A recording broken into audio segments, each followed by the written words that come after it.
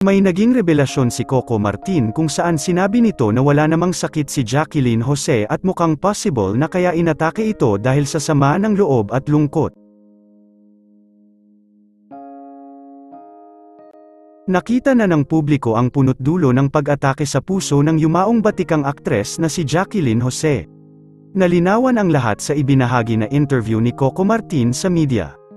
Sa naging interview ni Mel Balyanera kay Direct Coco, tinanong si Coco Martin kung may napansin ba siyang kakaiba na kung nahihirapan ba raw huminga ang aktres na si Jacqueline Jose sa taping nito sa Batang Quiapo. Sagot ni Coco Martin ay wala siyang napansin na kakaiba. Tanging napansin lang raw ng aktor kay Jacqueline ay ang pagiging malungkutin nito na tila may pasan-pasan na problema.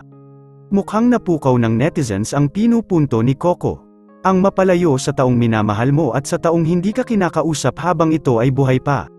Mukhang ang mga anak ni Jacqueline Jose na si Andy Eigenman at Gwen ang tinutukoy dito na kung saan ni hindi man lang madalaw ang aktres ng kanyang mga anak noong buhay pa ito.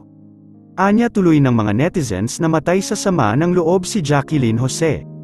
Anya ng netizens, namatay ang nanay nila sa lungkot at pangungulila na din sa kanila. Isa yan sa dahilan na magkaroon ka ng heart failure lalo na sa pagsobra kang palaisip at nag-aalala at sobrang kalungkutan na pupunta sa depression, anxiety at di na makatulog ng maayos. Hanggang sa atakihin na lang bigla ang tao. Masakit sa dibdib na malayo mga anak mo. Tiis at sakripisyo. Hindi binibisita at di kinakausap nung buhay pa siya. Alam naman natin na merong naging tampuhan si Andy Eigenman at Jacqueline Jose. Bagamat nilinaw ni Jacqueline noon na hindi sila nag-uusap ni Andy Eigenman. Narito naman ang naging interview ni Coco Martin at kaganapan sa burol ng yumaong batikang aktres na si Jacqueline Jose.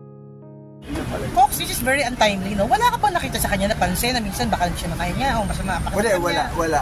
Pero nakita ko sa kanya yung lungkot.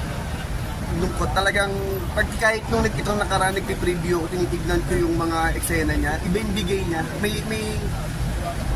May sadness eh. Merong na parang hindi ko alam kung alam niyang nararamdaman ba? Merong hindi ko maintindihan. Pero nararamdaman ko sa kanya yung lungkot. Sabi niya nga nung eksena nila ni Ivana na parang nalulungkot siya kasi yung mga characters umaalis na sa kulungan. So,